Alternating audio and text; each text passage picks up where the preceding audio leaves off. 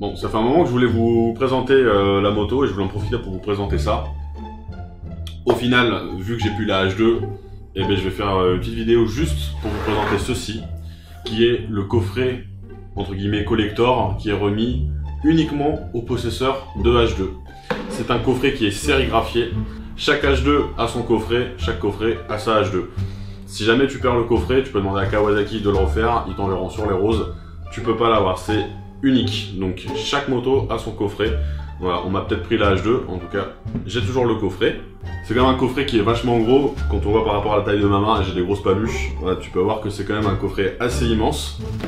Donc on va l'ouvrir ensemble. Et je vais te montrer ce qui se trouve à l'intérieur.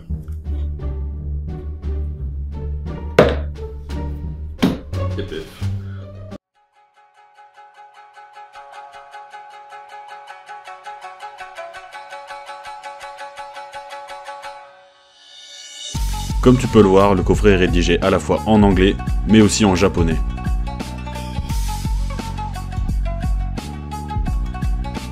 Ce qui signifie que tous les possesseurs de H2 à travers le monde possèdent exactement le même coffret. À l'exception bien sûr du numéro de sérigraphie de la moto qui correspond au châssis et au coffret.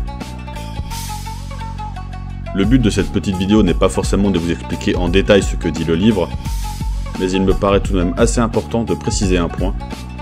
Il ne s'agit non pas de parler d'une moto produite par Kawasaki, mais bien par Kawasaki Heavy Industries. Il faut garder en tête que la partie moto de Kawasaki, qui est certes la plus connue, ne représente pourtant que 20% de son chiffre d'affaires, et que ses savoirs sont nombreux et couvrent beaucoup de domaines. On peut donc retrouver dans la H2 des technologies issues de l'aéronautique, notamment sa turbine taillée dans la masse. Tout est fait avec ce coffret pour mettre la H2 à sa juste place, à savoir non pas seulement une moto, mais une œuvre d'art, un prodige réalisé par Kawasaki et pas seulement un véhicule.